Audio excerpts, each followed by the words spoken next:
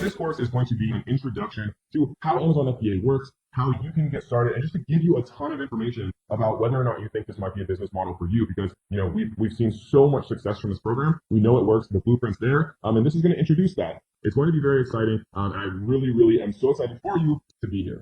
So what is Amazon FBA? Well, FBA stands for Fulfillment by Amazon FBA, and essentially what it is Amazon does a lot of the work on your behalf. And what I mean by that is one of the hard parts with growing an e-commerce business is, if you get 2 orders a day, well, what you have to do is you have to process it, right? You have to take it down to UPS or FedEx. You have to, put it in a box. You have to label it. You have to pay for shipping. You have to ship it out. And that becomes really laborious and tiring and difficult to do once you start getting more than, 1 or 2 orders a day. We've had days where we sold over 1,000 products, in a single day, with my Amazon business. And so it'd be next to impossible to actually handle that scale and not get things confused and be able to ship things out on time. And that is where Amazon comes in, because Amazon allows you to actually, as a third-party seller, right, which actually represents over 50% of Amazon sales, they allow you to take advantage of their fulfillment network and their fulfillment resources, where you can actually buy products in bulk, from China, from a USA manufacturer, from wherever. You might buy 500 units or 1,000 units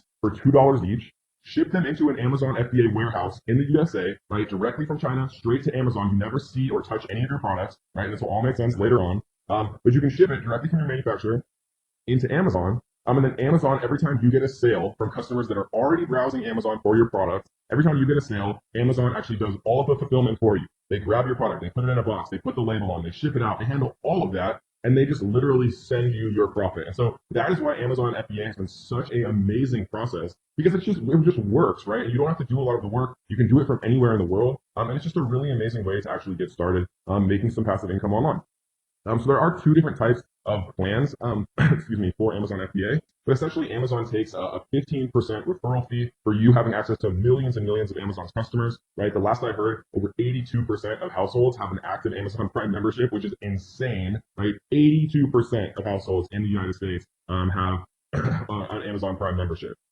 So you can sign up for free as an individual seller, right? You pay a per unit cost every time you sell something, or you can join as what's called a professional seller, where I believe you pay $39.99 a month. And then you don't have any per unit fees. So if you're just getting started, you can sign up as an individual seller. You can always switch it to a professional seller later on once you have some inventory and things like that.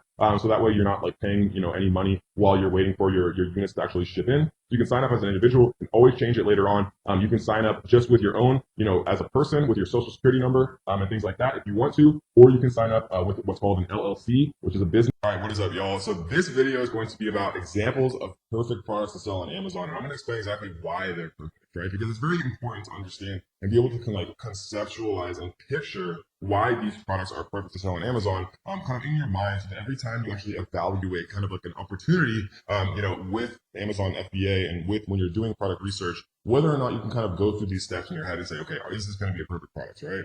So, a great example is scrunchies. Scrunchies probably couldn't be any cheaper to create. I would guess that this is literally a piece of rubber with a very small amount of velvet or whatever it is. They're selling it for $10. I can't imagine this being more than 10 cents to create, if that, especially if you're ordering in bulk. And then, another thing that I like to think about is, of course, cost, right? But then breakability. You could probably package this in an envelope, and you could throw it against the ground 100 billion times, and literally it would not break. And then cost of shipping, right? So scrunchies are incredibly cheap, incredibly light. The cost of shipping would be nothing, whether it's by air or by sea.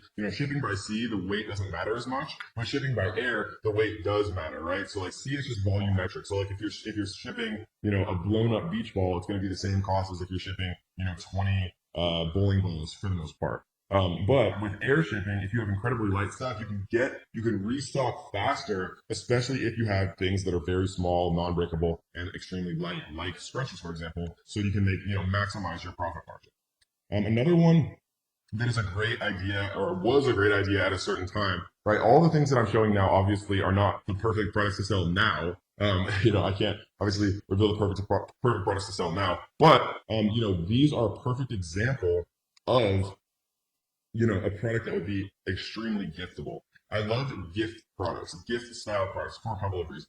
When you get a gift from someone, society has told us that it's taboo to return that gift. And so the return rates for gift items or giftable items is significantly lower than the return rate of, say, like an electronic item that people can't figure out, or they don't know how to use, or, it might break in transit and not work correctly, or, whatever the case may be. But if it's a giftable product, right, it's not going to be like that.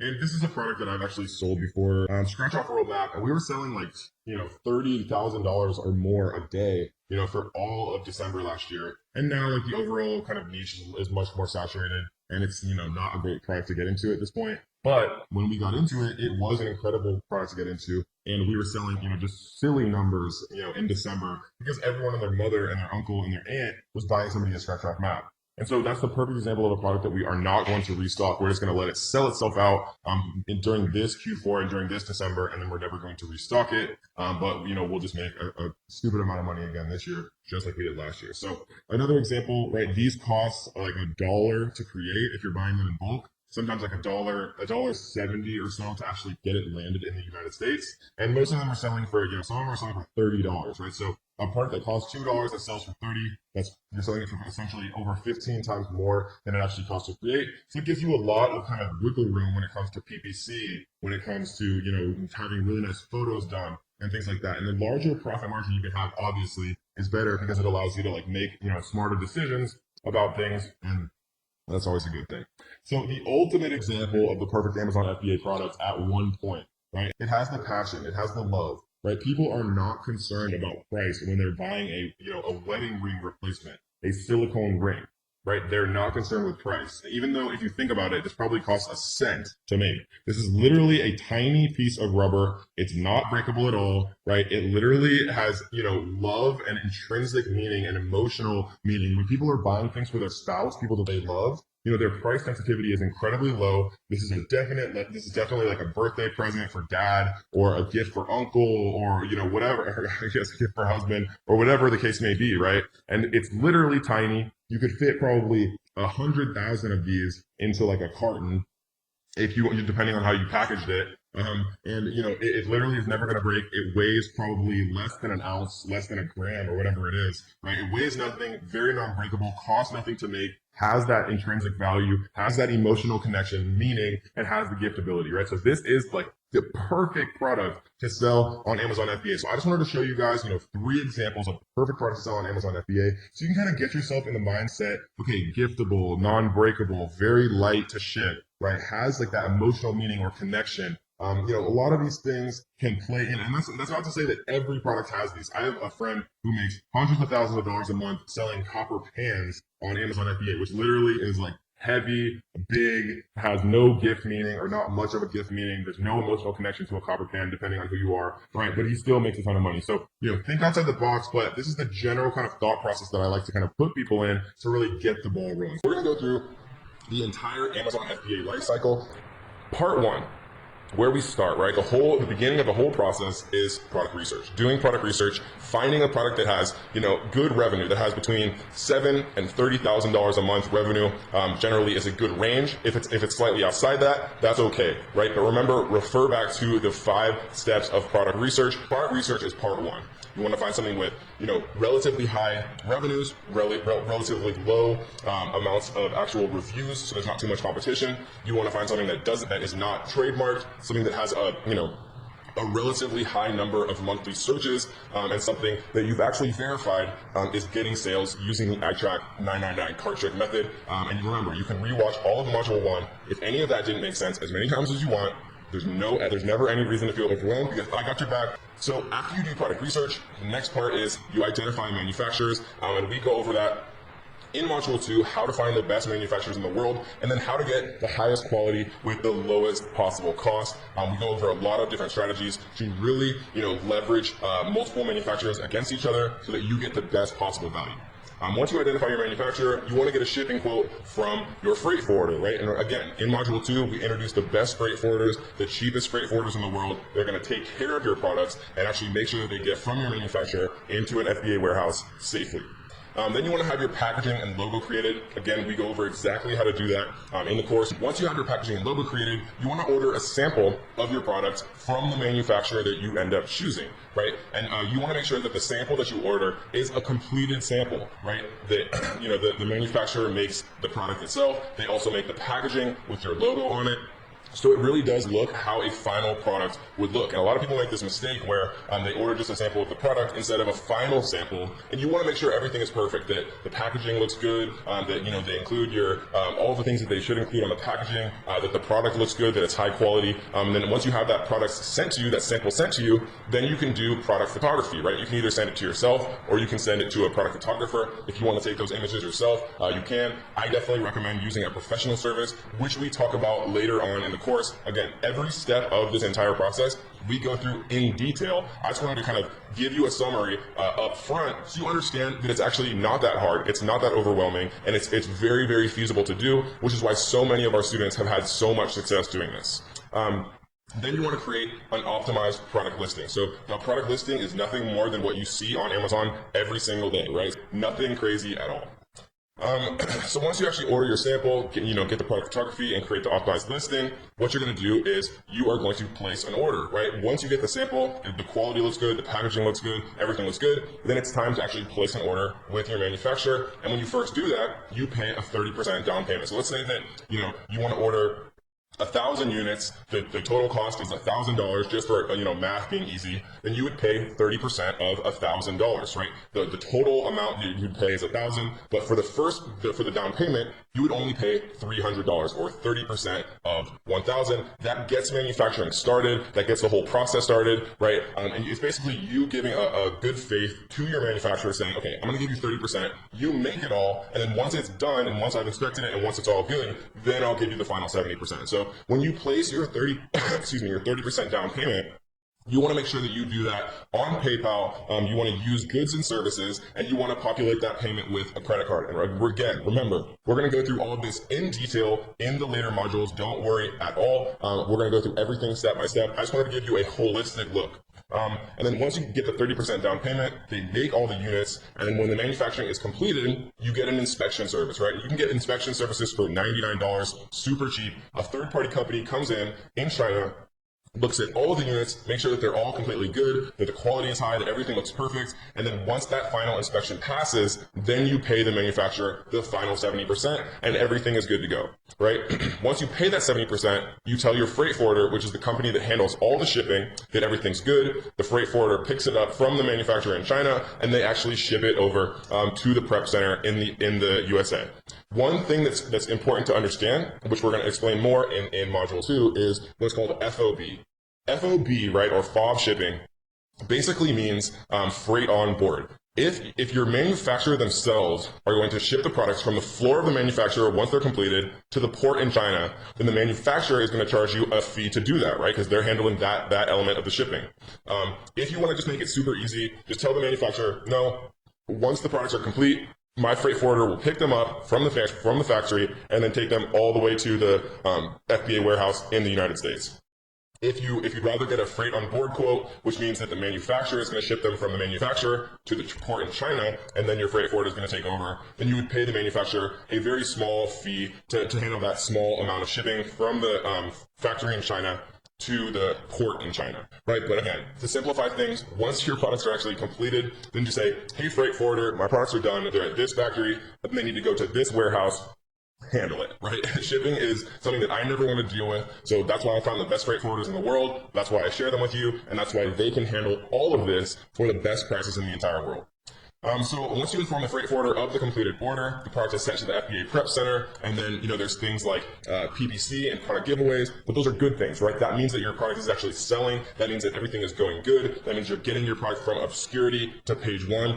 Using services like Sonbase, using services like Pageoneify, all of which we talk about in the course. And now, congratulations, you are officially an Amazon seller making sales. So, yay! Again, I wanted to make this for you guys to make it super simple. Product research, find a manufacturer, get a quote from the freight forwarder to ship your products from your manufacturer to the USA. You have your packaging, your logo created. You order a sample to make sure everything looks good. Once you have that sample, You have a product photographer take beautiful pictures of it. You create an optimized listing. Once you get your sample, everything's good. Then you place an order with your manufacturer. You pay 30% down payment to get everything started. Once your manufacturer is done manufacturing everything, then you get an inspection to make sure all the units look good. You pay the final 70%. Once everything's done, you've paid, your freight forwarder picks it up from your manufacturer in China, gets it to the FBA warehouse in the United States, and then you are now officially an Amazon seller, ready to start making sales. This video is going to be about, should you borrow money to be able to actually expand your business faster? And the answer normally, guys, is it depends on you, right? Like, I'm very responsible with my credit cards. I financed my entire Amazon FBA business using credit cards when I first started. But it depends on you, right? If you're not good at managing finances and things like that, then maybe a credit card doesn't make sense. Maybe it only makes sense to use the money that you currently have.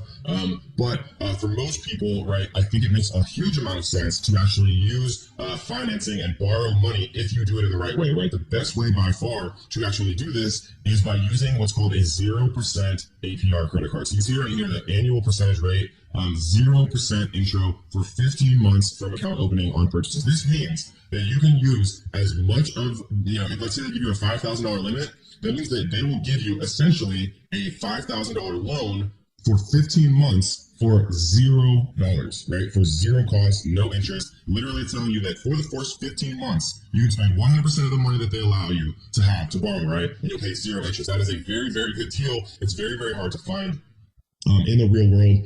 And this is an incredible card also because you get unlimited 1.5% cash back. That means if you spend $100, right, you get $1.50 in cash back, and it starts to add up very quickly as you start to make larger and larger purchases. And you can, do all types of things. You can pay for your product photos with your credit card. You can pay the down payment for your actual product with your credit card. Sometimes you can even pay the 70% final payment with your credit card if you're using PayPal, and you work out that you split the fees with your supplier, which we'll talk about in detail later on, right?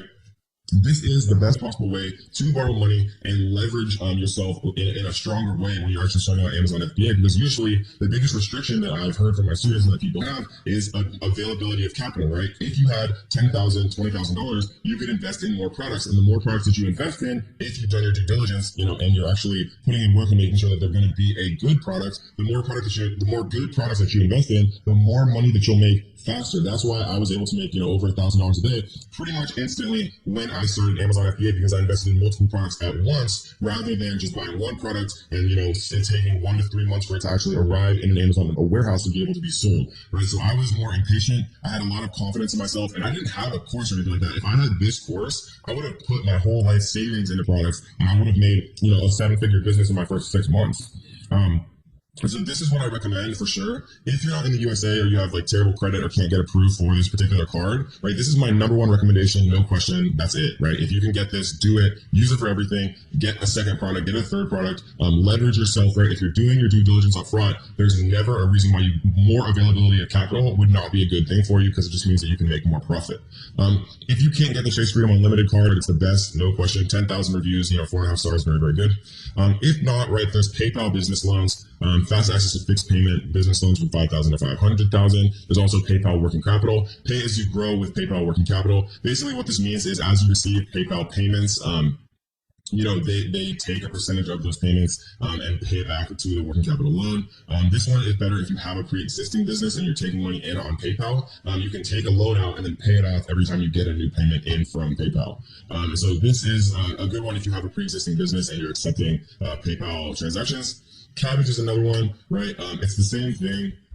Kind of as the small business loan for PayPal. Again, guys, though, you don't want to do these without knowing what you're signing up for, because PayPal and Cabbage and every other loan person in the entire world charges you an APR, right? And so you don't want to be paying an APR that's going to be higher than your actual profit margin. So if you're estimating that you're going to make 40% profit margin, right, and you're going to make that in 3 months, maybe it still makes sense to take out a loan even if it's like a 16% APR. So read the fine print, right? These are some much significantly less enticing options, but they are options that I've had students make work, right? Because if you're making a 40-50% profit margin on your products, then taking a loan out to get that product that you're paying 16% on, you're still obviously making an additional 30% profit that you wouldn't otherwise be making, and you're able to expand faster. But again, the best possible way and the best possible method that I've ever found is 0% APR credit cards. I know hope that I provided you value. So what I want you to do is to like this video. I want you to leave a comment on this video. If you guys haven't already, make sure you subscribe, turn on notification bells, so that you will be the first person to be notified every time we drop a brand new video. This is the fun part of the course. This is Amazon FBA product research.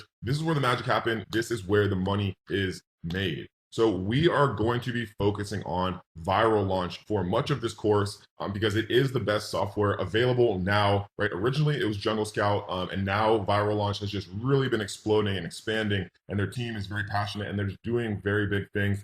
The main tools that we are going to be using for Amazon FBA product research are going to be called market intelligence and product discovery, right?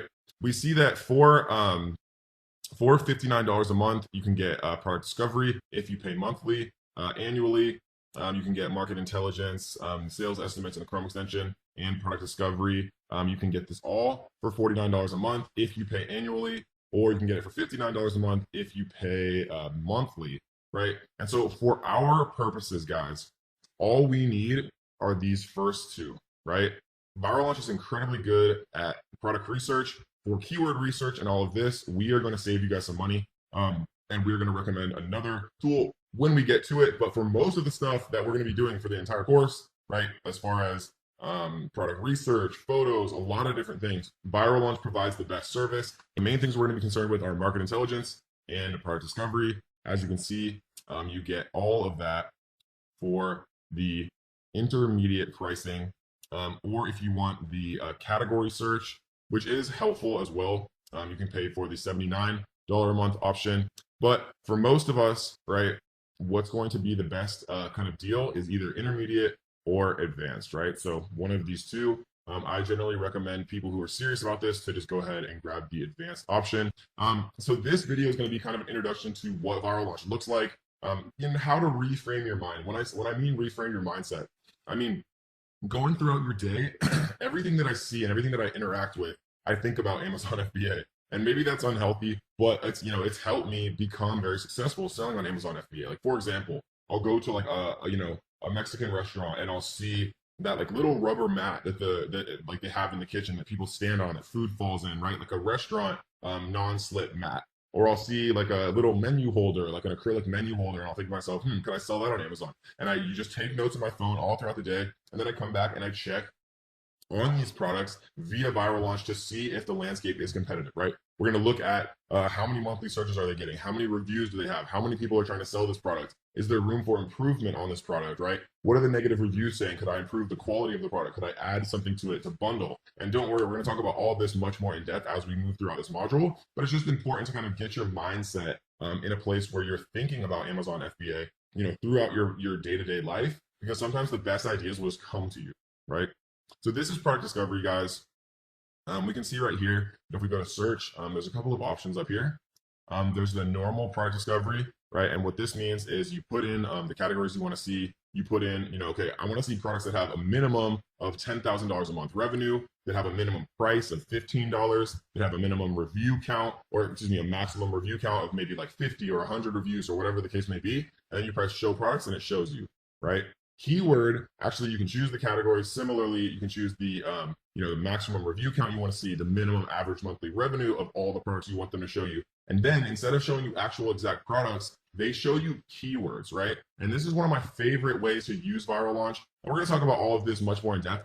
This video is literally just meant to introduce you to like all that's available to you and all of the advanced filters. This is really where you can kind of differentiate yourself from everyone else searching and really find the true diamond in the rough product. So we're going to focus on how I use these a lot in a little bit. And then brand. So brand shows you actual brands that sell on Amazon. Obviously, like Nike is a brand, but they're not a brand that we'd ever want to compete with, but it's just an example of a brand. It shows like little companies that sell tea or, people that sell supplements or whatever the case may be. And you can jump very in depth on those brands and look at, their sales history, if they're improving or going down or what's kind of going on, and gives you a lot of ideas about what you could potentially, if you could potentially compete or create a product similar to what that brand is selling. And then category obviously shows you, in-depth categories, and you can take a look at things related to the categories themselves. So this is product discovery. This is a web app, right? You use it in by itself in a website right here. Market intelligence is actually a Chrome extension. So for example, if we come into Amazon and search garlic press, we would press this little button after we install the market intelligence Chrome extension. right? And it would show us all of the top sellers on page one, right? So it's showing us Alpha Girls is on page one. They're doing about $22,000 a month, selling at $9.97, which means they have 2,255 sales every single month. We can see how many reviews they have, their review rate, right? Their review rating, like what their average reviews are. A lot of different stuff we can really see here. We can even see net profit estimates, but these are very, very inaccurate in all software, right? Fire Launch does a good job of this, but you can never rely on net profit because it's impossible for them to calculate that, for anyone to calculate that, because they don't know how much your cost of goods sold are. They don't know how much you're paying for shipping. So it's a good baseline, very, very general idea, but you need to do the calculation yourself. And we'll teach you how to do that in a little bit using a tool called the Amazon FBA fee calculator. So this is the Market Intelligence Chrome extension, right? It's incredibly necessary to have both the product discovery and the market intelligence, right? The web app and the Chrome extension, because we're going to be using them all the time. If you want to go monthly, do monthly, right? If you want to go annual, do annual. But we're going to need it. It's one of the most important parts of the entire process regarding Amazon FBA. And we're going to be using it in all the rest of the videos throughout the entire course. And we're going to show you some really, really cool tricks how you can find, products doing $10,000 a month, $20,000 a month, or even, $30,000 or more every single month, and how you can actually enter that market and make a bunch of profit. Let's get into Seller Central, guys. This is where the magic happens. This is where all the money is made with Amazon FBA. And it does look a little bit overwhelming at first, but I promise you guys, it's actually not that bad. And we're going to go through all the things that you're going to be able to need, that you're going to want to need most. You don't have to have your Seller Central name the same as the name of your LLC. Right? It can be different. What is important for it to match, and we'll go into this more later on, is that your Seller Central name, right? The name of your store. And we can actually look really quickly at like an Amazon store just so you guys kind of see what I'm talking about. So this is what an Amazon store is, right? Let's just type in balls. What you'll see is the name of the actual seller right here is Click and Play, right? And so that does not necessarily mean that their LLC is called Click and Play. It could, but it doesn't mean that. What's important is you want your Amazon Seller Central name, which you set up when you sign up for your account. You want that name to match what you trademark. And so they probably are going to trademark like Click and Play products, right? Like the actual word mark, which again, we'll talk about later on, so don't worry about it. But what this allows you to do is it gives you protection if your Seller Central name matches your trademark. If people are trying to hijack onto your listing, again, which we'll talk about in a little bit, it just makes things easier. When you register for a trademark, it allows you to get brand registered. It allows you a lot of protection against, scummy people who want to do you wrong on Amazon if your Amazon Seller Central name matches your trademark. So don't worry about any of that right now. Remember, we're going to go through the entire course before we actually do or implement anything so we don't make mistakes. But it's just something to keep in mind that you want your Amazon Seller Central name to match what you're going to eventually file a trademark for to protect yourself from people that are trying to do you wrong. So this, guys, is Seller Central. This is actually a live account that I used to have. We had a couple of test products in here. This is going to be the Seller Central account that is actually going to be used throughout the entire course. So we see that we actually have some stuff live here. We're selling a conversion ping pong table set, which actually does incredibly well. We're selling a 24-inch round color spinning prize wheel, and we're selling some Moscow mules and some other stuff that are out of stock. And so this is Seller Central, guys. This is what you're going to see every single time you do log in. And so most of the stuff that we're going to be using, guys, is in the manage inventory right here, right? This is where you add products. This is where you add variations. This is where you do a lot of stuff that we're going to talk about a little bit later on. We don't often use this pricing dashboard because you can actually just set the price in the edit screen, which is how I do it myself and how I teach people to do it. Orders, you don't really use as often. This is more for what's called FBM, right? Fulfilled by merchant. If you're actually like shipping out like handmade towels or something from, wow, my examples are so bad.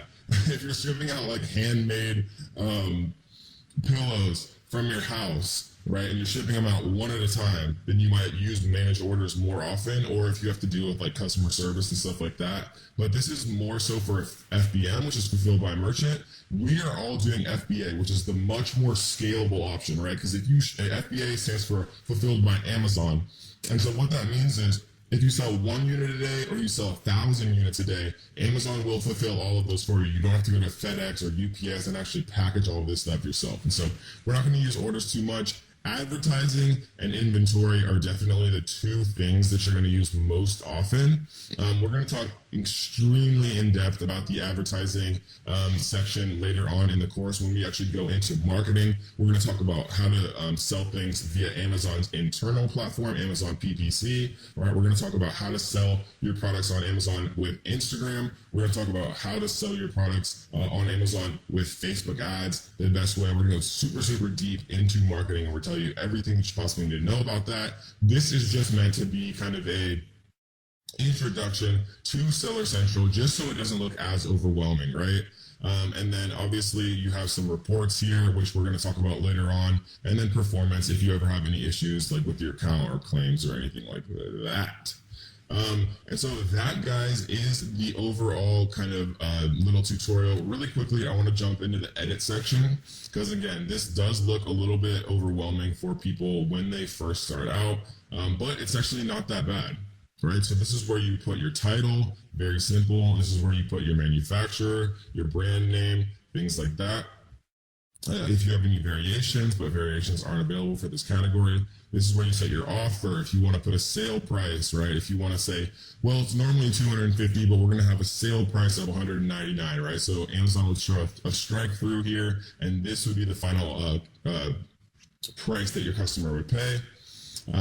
Most of the stuff is inapplicable to these type of products. Like if you're selling things with lithium ion batteries and things like that, or if you have applicable dangerous goods regulations, right? But that's obviously not applicable for a ping pong table. This is where you put your images, very self-explanatory, obviously. Your description, right? These are kind of like the bullets that show on an Amazon listing and things like that. And so this is where you put search terms and things.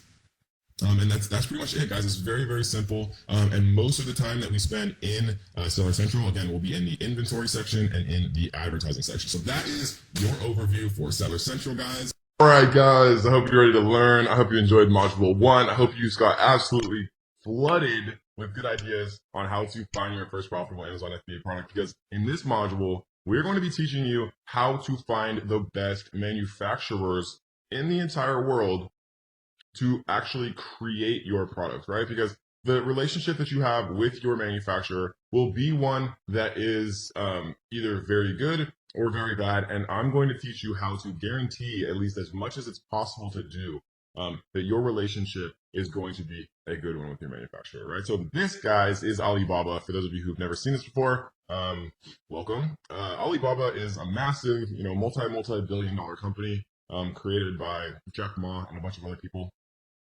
This is most of the things that you see in your house right now.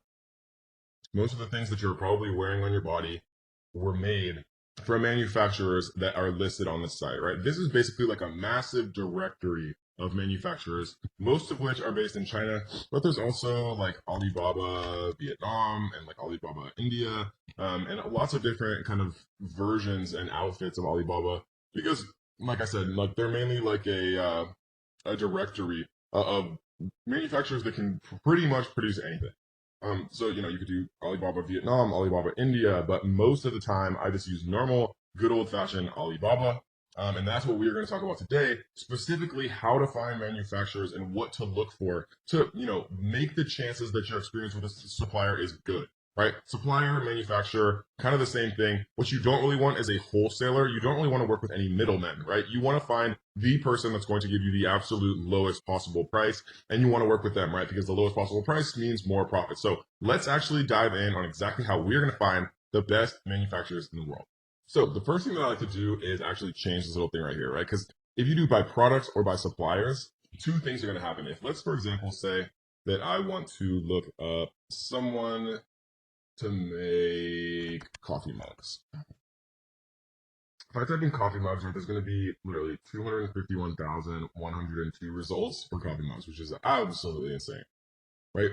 And so instead of doing it by products, right, because most of these listings are individual listings, many of which are actually created by the same supplier. So like you might say, okay, these four are perfect, so I'm going to reach out to all of these people. But what you might find out is you're sending four different emails to four different listings, but they're all going to the same supplier. So what I like to do instead is never ever choose wholesaler, just choose supplier, coffee mugs, and type in search, right? And now instead of 251,000 results, there's 100 or 1,902 suppliers, right? It makes it much easier, and significantly what will save you a lot of time kind of doing it this way, rather than kind of wasting your time and sending 251,000 emails. This video is going to be about how to actually ship your products from China directly to the manufacturer inside of an Amazon FBA warehouse in the USA.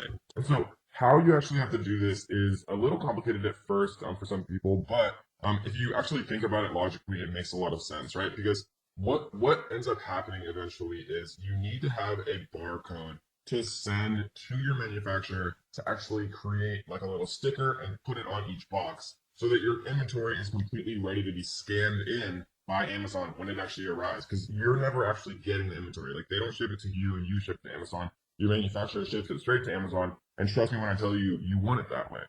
And so in order to actually ship your products from China to the Amazon FBA warehouse directly, you have to have like all of your barcodes and things kind of figured out. And then you basically just send your supplier an email, with the carton labels and with the UPCs to actually put onto the product itself. And so how we're going to do this is we're going to go to add a product, and we're going to create a new product listing right here. And let's just use the example of a coffee mug. We're gonna choose coffee mugs right here, and it auto populates this little thing, this little kind of you know template menu thing, vital info, right? Product ID. So there's a couple ways to do this. There's a way to do a GTIN exemption that we're going to talk about just briefly if you don't want to do UPCs, but most people do UPCs, right? So there's been like, arguments and controversy for literally like a year or more about whether or not you're supposed to use what's called GS1, which is Amazon's officially recommended UPC provider, but other people use other things that are significantly cheaper, right? So if you see GS1 right here, 1 through 10 is $250 plus a $50 annual fee. So for 10 UPCs, and UPCs are just barcodes that every product has, right? Universal product code. So it's like $300 for 10 here, or if you use a different one for 10, it's $37 instead of $300, right? And so, basically the summation of all of this controversy and what everybody's talking about is Amazon tells you when you try to create a product listing, like here, I'll use a UPC, and this is just the UPC that I bought from Nationwide Barcodes, right? From the much cheaper version. When I paste it in here, it says the validity of a product ID is checked against the GS1, GEPI, and ISBN databases. If your product ID is not registered with GS1, then the linked ASIN will be suppressed, and it may result in removal of your product creation privileges, right? And so this is basically a warning that says not to do it and that you should use GS1. If you want to err on the side of caution, right, use GS1. I personally still use Nationwide Barcode because I have, a bunch of them that I already bought, and it's literally like 10 times cheaper for Nationwide. And Amazon still allows me to create product listings using Nationwide barcodes, the cheaper barcodes, right? And I think it's very, very unlikely, personally, right, that Amazon is going to go and retroactively, mess around with listings that have used Nationwide or any of the other millions of UPC services, because it would just destroy their catalog. But if you want to err on the side of caution, right, then just get GS1 barcodes directly and pay the $300 and for 10 UPCs. And then, in the grand scheme of things, $300 is not that much money for, the ability to list 10 UPCs. Or if you want to save a little bit of money and live on the wild side like me, then use nationwidebarcode.com. And these are actually purchase barcodes for Amazon. So if we come to the actual site itself, then you'll see barcodes for Amazon right here, and then it says the pricing right here, and you just choose how many you want, and that's it. So it's pretty easy. So the safe way is GS1 for 300. A little bit less safe way, but the way that I personally do is nationwide barcodes for 37.50. And I'll continue to use nationwide barcodes until Amazon like literally does not allow me to create a product listing without using GS1. If they ever force me to use GS1, then because at the time of making this video, you can still use and create nationwide barcodes. We're doing it every single day, but Amazon may eventually, right? And I want to make sure you guys always know what to do.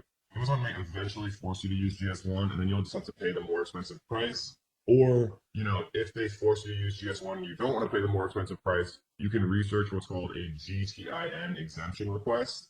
We're not going to go into that because most people don't need it. But if they force you to do the GS1, you really can't afford the GS1, then just Google search or YouTube search how to do a GTIN exemption. It's a little bit more complicated, but it's a way that you can avoid paying the GS1 pricing if you really don't want to. Okay, cool. So we're gonna make this. We're just gonna say like coffee mug for mom. We're gonna say the brand name is Coffee Mugs, Freezies. The offer, and this isn't that important like right now because all we're doing right now is creating a listing so that we can actually get the what's called the FN SKU, right? Because the FN SKU is what we're gonna have to send to our supplier. And once we send that to our supplier, then they're gonna be able to print out like little stickers that they're gonna put on every single one of our coffee mugs. And then once they're sent from the manufacturer to Amazon, Amazon's able to actually scan all of those in. Right, so we're just gonna put like 19.99 here. We're gonna put new. And the fulfillment channel, I want Amazon to ship and provide customer service for my items if they sell, right? This is Amazon FBA. I want to ship this item myself. This is Amazon FBM, right? Fulfilled by merchant. So we're gonna save and finish here. Your listing is being created. This process may take up to 30 minutes. Please check back and change your listing fulfilled by Amazon at that time. So we're just gonna press continue. Right, and I'm going to pause the video really quick, and then once it's actually up, then I'm going to show you guys the next step. All right, guys, so here's the listing that we looked at. So if we click this one right here, then we can do action on. And what we're going to do is, normally you do print item labels, but sometimes it gives you an error, right? So no items submitted.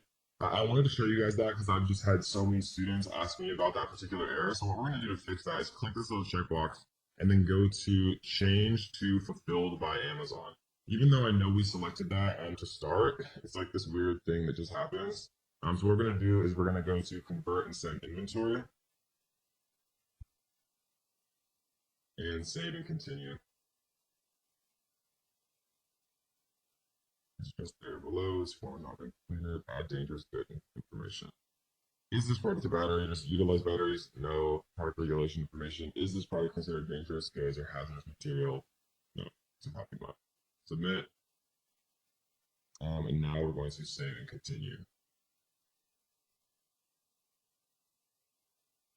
So now what we're able to do, right, and we're going to actually go back into inventory because I'm going to show you guys how to actually send inventory in a second because this is how you get what's called your carton labels. The two things that you need to send to your manufacturer at the end of the day are your FN SKU, right, which is basically just like a little barcode like you see on any product, right? That's one thing. The second thing that you need to send is called the carton label. So let's say that you have like 100 coffee mugs. Each one of those 100 coffee mugs is in a little cardboard package. It has a little sticker with the UPC on it, right? And then let's say that 100 of those fit inside of one carton. Then you'd also need one carton label. So you'd have 100 little FN SKUs all printed on the box that the coffee mug is inside, right? All 100 all have their own little sticker. And then all of them are inside one carton, and then that carton has a carton label. We're going to show you how to do both of those right now. So what we're going to do is we're going to go to print item label. And what we're going to do is go to print item labels right here. And so this is going to download something. And so we're going to send this to our manufacturer. And this is the little barcode right here that allows Amazon to actually scan this. So we're going to save this to our desktop. We're going to call this coffee mug FN SKU. And this is one of the two things that we need to send to our manufacturer. This is what goes on each individual cardboard packaging for every single one of our products. And so the next thing that we're going to do is we're going to go back to inventory here, and we're going to we're going to click this little box, and we're going to go to send replenish inventory. And this is going to open up the workflow for actually creating carton labels and telling them, what's going on with the shipping plan. So the two different things here, and I want to actually bring this up. Individual products, if your shipment consists of individual items with different SKUs and in different conditions, it's almost never individual products because it would be very strange to put different products in like the same cartons and things like that. Case pack products, if your shipment consists of cases previously packaged by the manufacturer that contain identical items with matching SKUs in the same condition, excuse me. So we're going to click this and we're going to go to continue to shipping plan. And what we're going to do is we are going to actually fill this out. So your supplier is going to be able to tell you how many units are coming, per case. They might say, yeah, well, okay, so 48 units fit per case, and you guys ordered 200 or whatever the case may be. So there's going to be a number of cases, right? So something that I like to do actually, and this is a good little note to take down, is you want to ask up front how many units are going to be in each case, right? Because and the reason that I say that is because if they say 48 units fits per case, but you order 200 units, then there's going to be that awkward 48 times 4, right? So there's going to be like 8 missing units, and then it just gets a little tricky. Instead, order 48. If they say there's 48 per case, right, or per carton, then order 48 times X, like the number of cartons that you want to reach that number that we taught you how to do when you're actually inventory forecasting and choosing how many products that you want to sell to be able to sell, and factor in giveaways for that 90-day or that 3-month period. So let's just assume that they said there's 48 units per case, and let's say that we wanted to buy, 48 times 4, then there would be 192 total units here.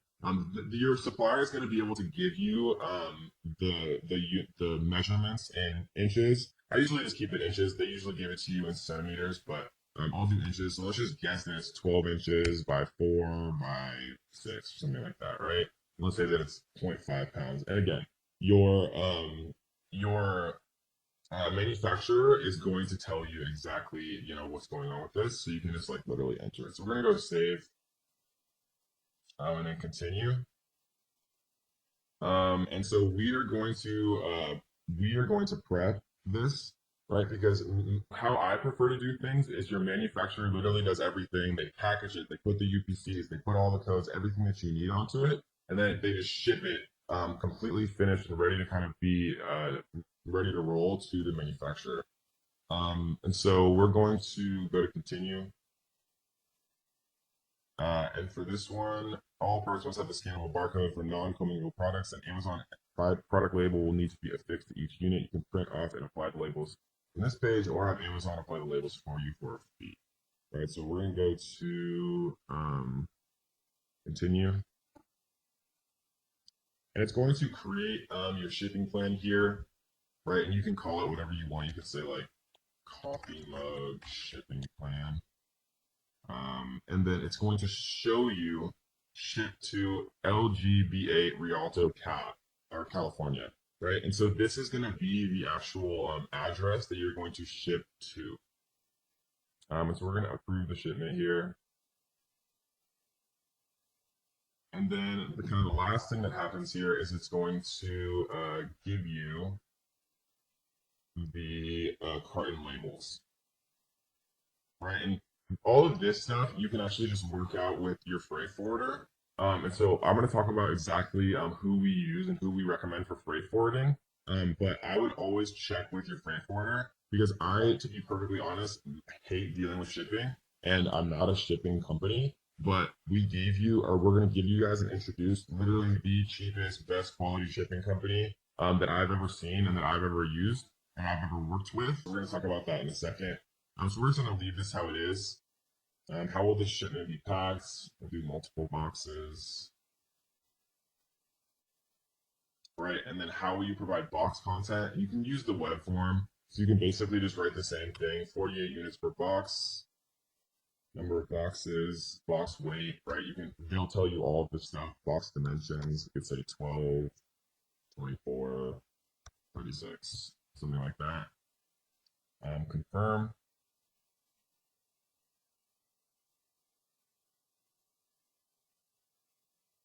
So you can calculate the shipping charges here. And then this is basically going to give you your shipping fees. Say, I agree to the terms and conditions. And then you press accept charges, right? And then you can print the box labels here. And the box labels are your carton labels. So I'm not actually going to do this because this is just like an explanatory. This is just an explanatory kind of tutorial. I'm not actually creating the shipping plan, and Amazon would actually charge me if I click this button. But you just press this button, right? And then the last thing you do is print box labels. And the two things that you're sending to your supplier are the box labels or the carton labels or whatever you want to call it. And then also your FN SKU that we downloaded that I showed you exactly how to do. And those are the two things that your supplier needs to be able to, properly label all of your individual products and then properly label the cartons that your products are inside. So that is a shipping plan. That is generating an FN SKU from a UPC, right? We talked about GS1. We talked about nationwide barcode. We talked about the GTIN exception if you're really not trying to use GS1 and they are disallowing sometime in the future using nationwide barcode. In this video, we're going to talk about how many units to order on your first order, right? Because this is a question I get all the time, and it's very important because I think a lot of people have the misconception that they should order 500 units, right? Or 100 units or something crazy like that. And we're going to talk about mathematically how to break it down because it depends on what product that you're going to invest in, what niche that you found, what you think is going to be a good product after doing your due diligence, right? Because, whether it's a garlic press or something that sells much more popularly or something that sells much less so than a garlic press, obviously you'd want to order different quantities, bearing in mind the long-term storage fees of over 180 days. So let's teach you guys exactly how we're going to do this. So we're going to come in and type in garlic press, obviously, which would be like the highest volume keyword related to the garlic press niche. And what we're going to do is we're going to run market intelligence here. And we are going to take this whole thing, right, the first 16 on page 1, and we are going to export.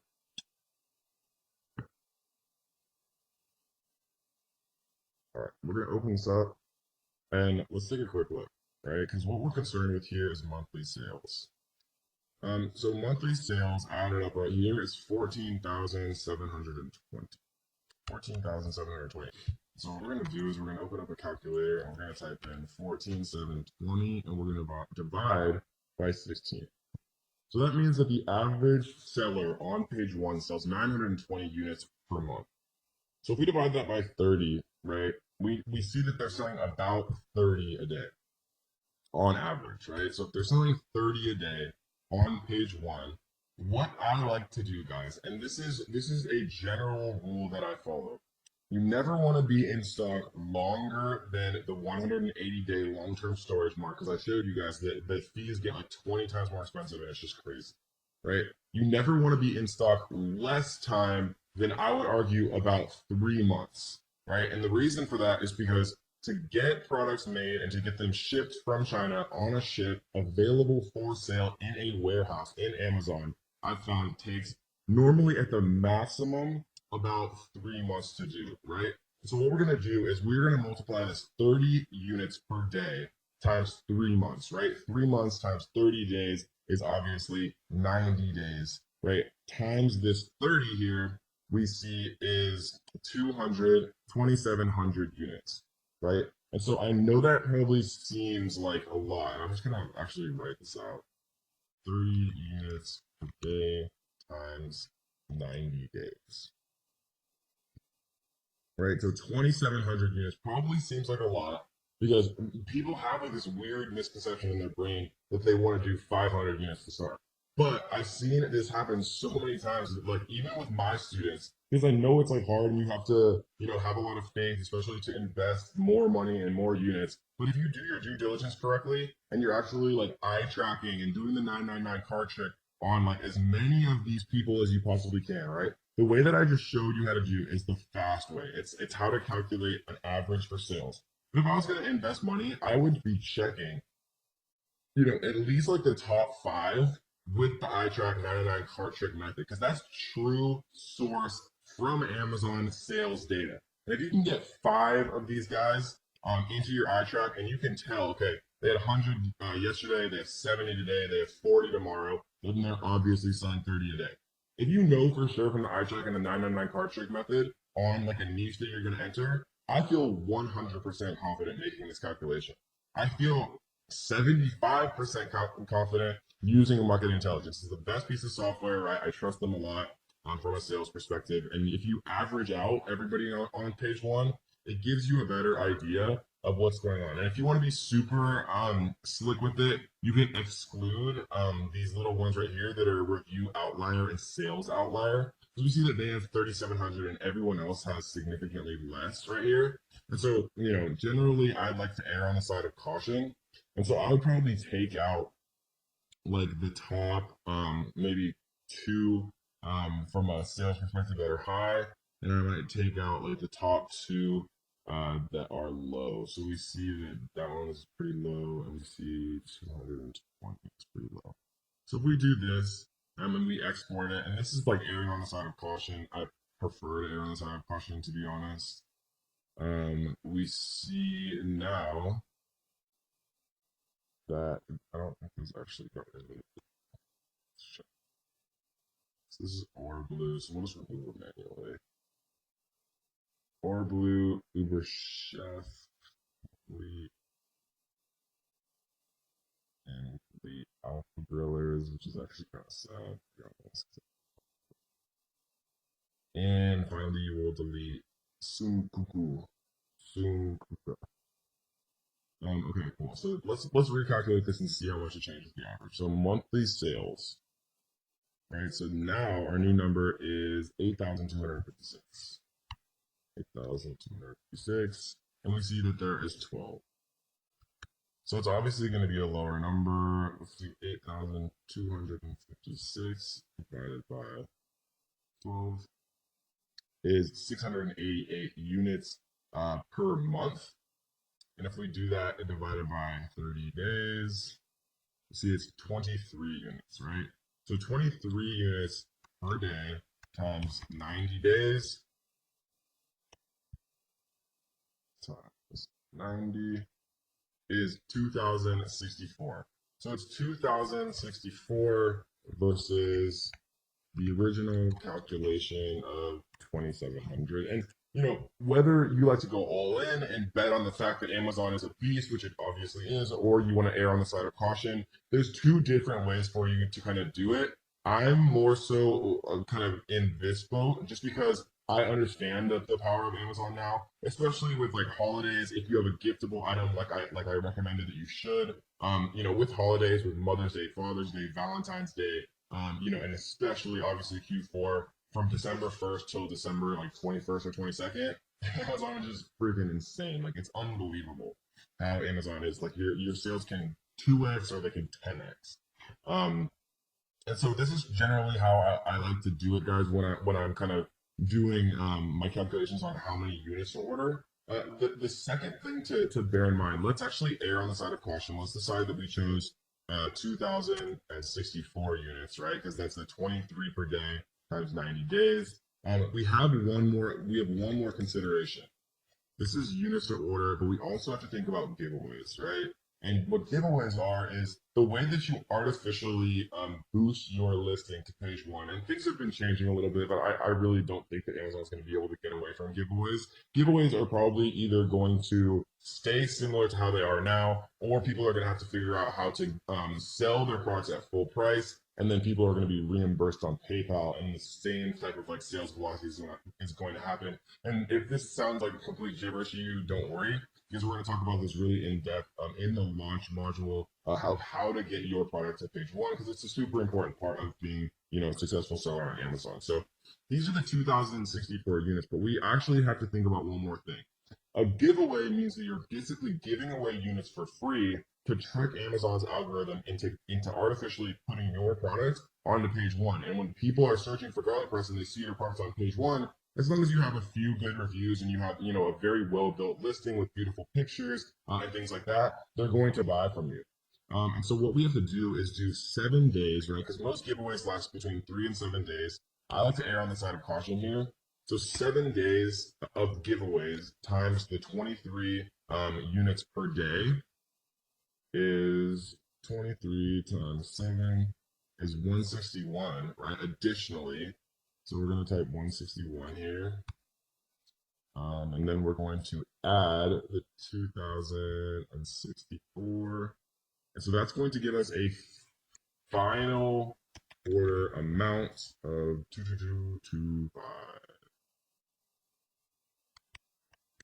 And that, guys, is how you do basic inventory forecasting. The biggest thing that would be a differential would be once you kind of understand what's going on with holidays. So, like for example, when we do inventory forecasting for one of my companies that's very gift oriented, we'll literally order 10 times as many units because we know we're going to sell 10 times as many units from December 1st to December 23rd. So 22 extra days. Instead of multiplying it by 1, we'll multiply it by 10 and we'll order that many more units. And so when you're first getting started, it's very, very difficult to do that. And so I generally recommend that you err on the side of caution unless you have some disposable income and you want to bet on Amazon, right? What you can do if you want to be a little bit more risky is you can come into like camel, for example, and let's just choose one of these really quick.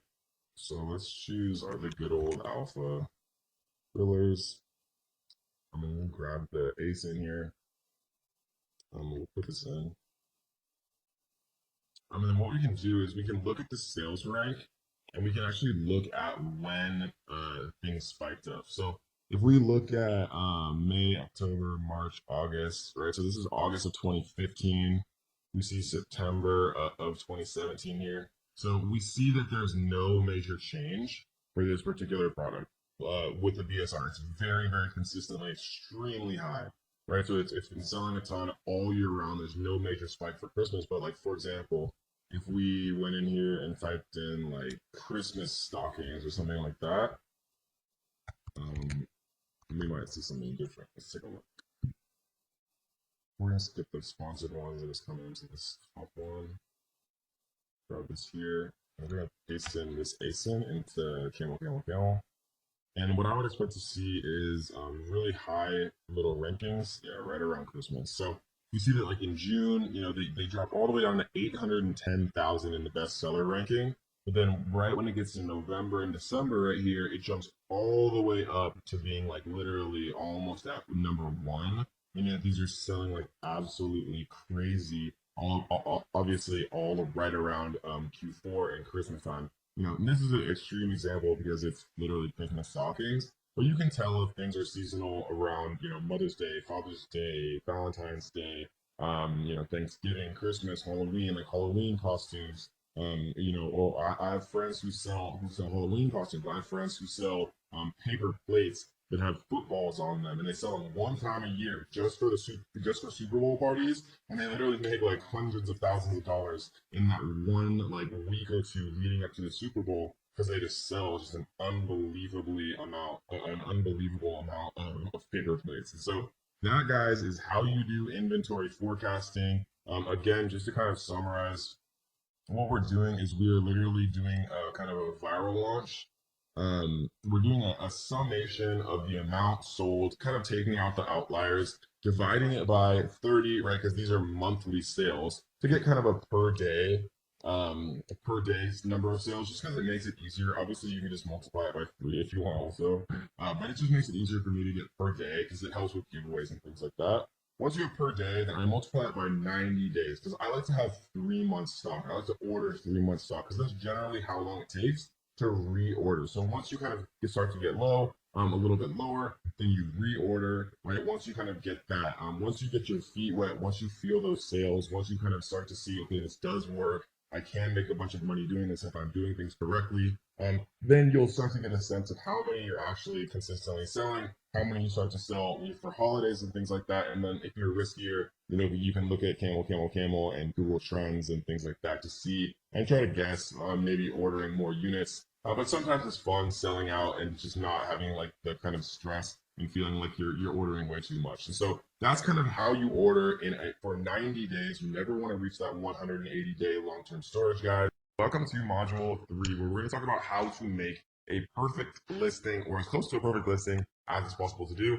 We're going to talk about a lot of different resources, the software that I use that is super, super key to creating, a fully optimized listing, kind of introductorily in this first video, and we're going to go much more in depth, actually in future videos about how to do these things the right way, like how to create a title the right way, how to create backend keywords the right way, how to create your description the right way.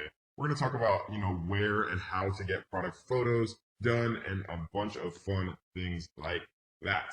But first, we're going to literally create our listing, and we kind of did this a little bit just so we could get our FN SKU in the last module. But we're going to talk a little bit more in depth about how to actually do these things, and specifically a few things that would just be very, very difficult to know, to avoid as a beginner. I'm going to kind of tell you guys a lot of the things that I've learned over the years and all the mistakes that I've made and things like that, to save you guys a lot of time and energy, and headaches and stuff like that. So the first thing we're going to do is we're going to add a product.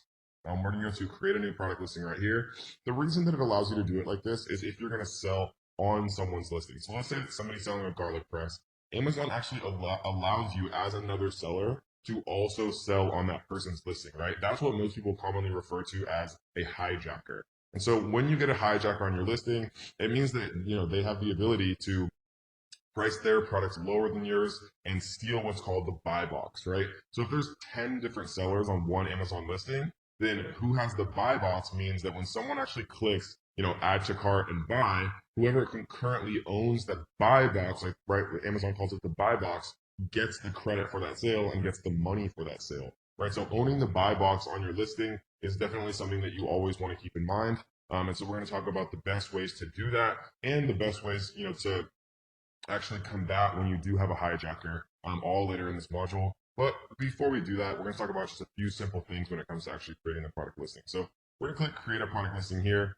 We're going to do one just for a basketball because that was the first thing that came to my mind just now. You'll see that there's different categories here, right?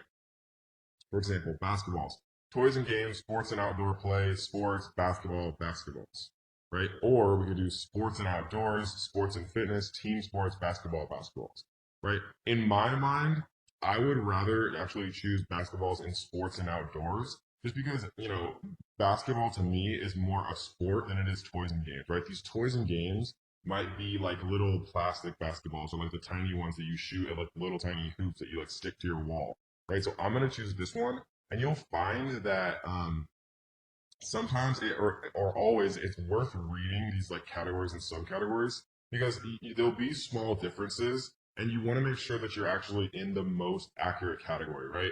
Because a lot of people teach that you can try to sneak into like these weird like secondary categories so that you can rank higher and get like the Amazon Choice badge. But Amazon has gotten so much smarter about this over the years that trying to outsmart Amazon by misappropriating where you actually should be categorizing your product in the long run is never going to benefit you. So how I teach it now, and I won't lie, like years ago, it was better to try to like game the system and rank higher in like weird categories, get the Amazon search badge, and then switch your what's called a node, subcategory node. But Amazon has gotten much smarter and they don't allow you to do anything like that or change your subcategory node. So what we're going to do is just choose the most a fitting selection here as far as categories. It's going to pre-populate us a listing right here. Right, so product ID, we're going to use a UPC here. And I already have this pasted. These UPCs I actually purchased from nationwidebarcode.com. Right, there's I'm not, and I already talked about this, so I'm not going to go super in depth. Amazon suggests that you should use GS1 barcodes. It's $300 for 10 GS1 barcodes. It is $37 for 10 barcodes from Nationwide Barcode. In my experience, in the last 2 years, they've always worked exactly the same.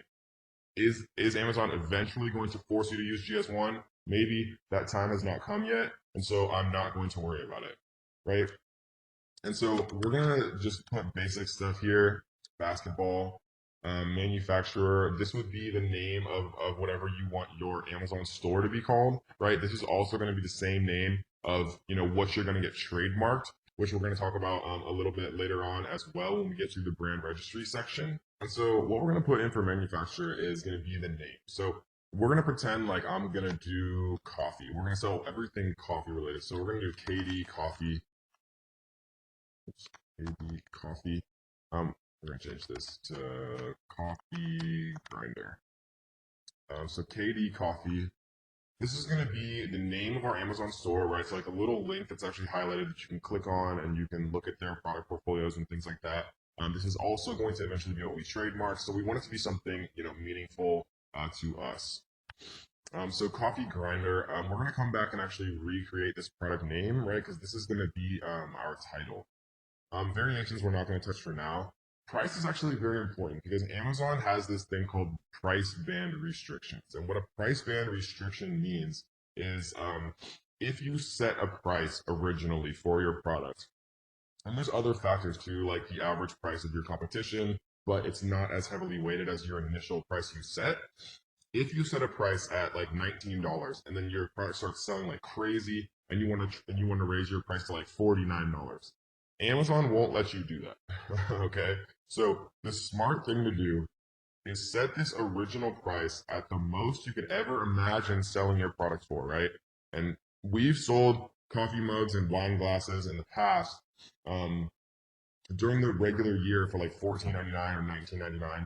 And sometimes because of supply and demand and because we were stocking out and things like that, we would raise them to just crazy prices like $69.95 or like $79.95, literally like 4 to 7 times more expensive. And so now every time that I'm setting an initial price, because you can actually lower it, but you can't raise it. So for a coffee grinder, and I'll literally open up Amazon here. Let's type in coffee grinder. I don't know what it's called. So we see that there's the most expensive one I see is 40. Here's a $99.99. Here's $139. So I see $139. So let's see what their actual price is. This is probably the sale price. So this is their actual price. They set the cost out. Okay, so what we're going to do is we are going to set it at $139.90. And we're going to save it as new. And again, fulfillment channel, I want Amazon to ship and provide customer service for my items if they sell. This basically just means Amazon FBA, fulfilled by Amazon.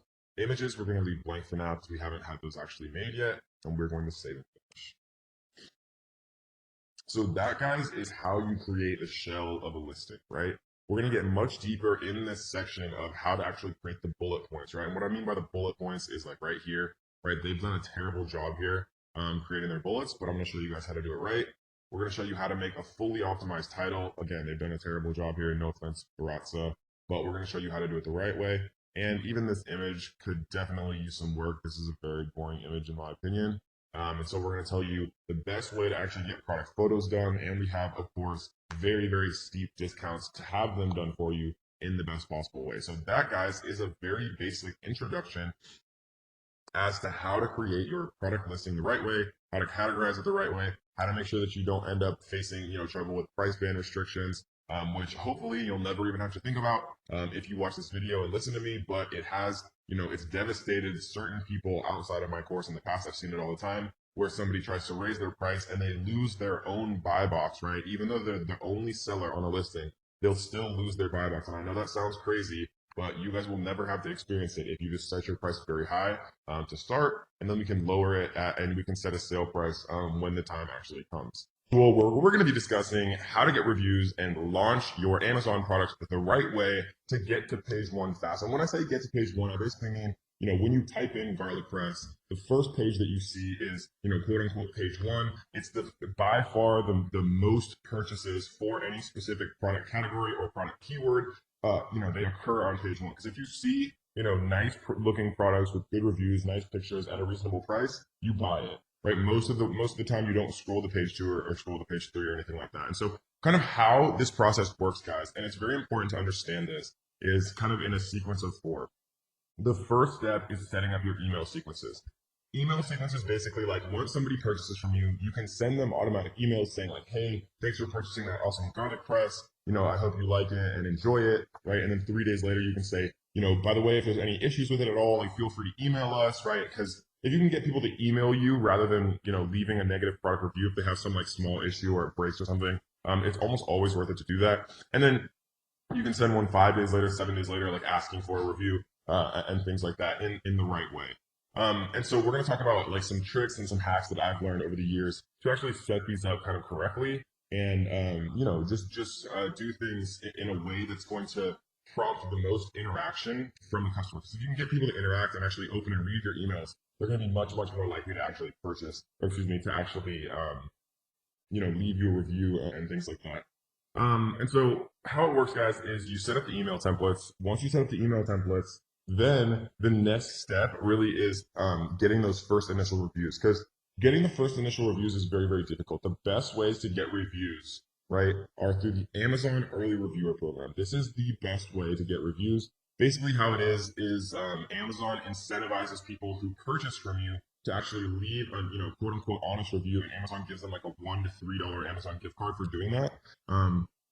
Basically, it gets you up to 5 reviews, and they incentivize people with $3 gift cards.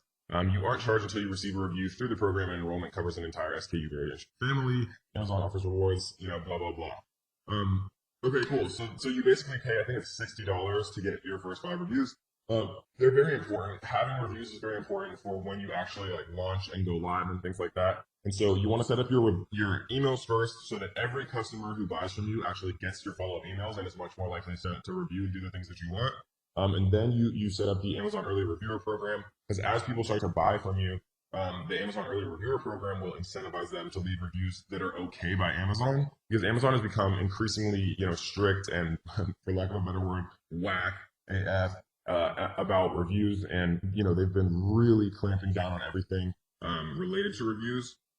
And so we're going to go through the best service that is coming up with some very intuitive and innovative ways to help collect reviews, because nowadays getting a review is almost basically contingent on having a full price sale. So when you're running giveaways and things like that, those reviews have been sticking and less. And what I mean by giveaways is, incentivizing people to purchase your products by offering them at 95% off or whatever it is. We're going to get to all that later on. I just want you guys to kind of understand the process. So email sequence first, so everyone gets your emails. They're much more likely to leave reviews. And then you want to set up the Amazon Early Reviewer program, right? Then you actually set up your giveaways. So under advertising here, we're in promotions. We're going to talk about giveaways.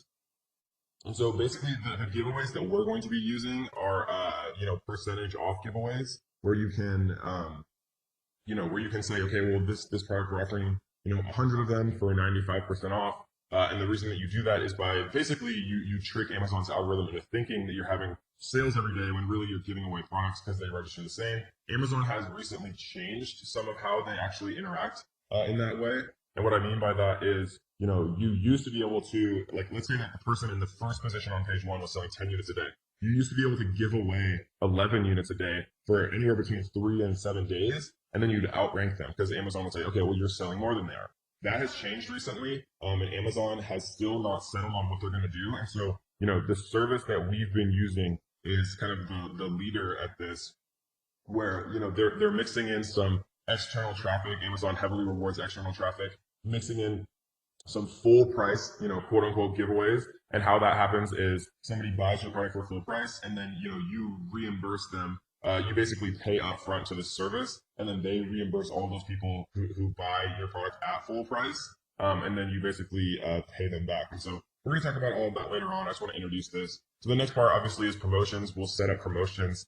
And then the last part is turning on PPC when you launch a product. Because you want to, once you have your email set up, once you have your Amazon Early Reviewer program, once you set up your promotion and you're starting to run it, then you want to turn on PPC. Once you're starting to get some organic rank, and Amazon's trying to figure out what to rank you for as you're starting to launch your product and run giveaways, you want to launch PPC kind of at that same point. Once you have, I start PPC immediately. Some people recommend starting PPC once you have between 1 and 5 reviews. Obviously you're gonna waste a little bit more money starting PPC immediately. But I just do it because, I'd rather launch a day faster and waste a little bit of money than not waste anything and launch, once I have reviews. Because it can take 3 to 5 days or even longer sometimes to get your first review with the Amazon Early Reviewer program. I know that I provided you value, so what I want you to do is to like this video. I want you to leave a comment on this video. If you guys haven't already, make sure you subscribe, turn on notification bells, so that you will be the first person to be notified every time we drop a brand new video. If you want to learn more, I do have a completely free course, and there will be a link down underneath this description, guys. Completely for free, 100%. So I hope you guys enjoyed this one, and let's get to the next.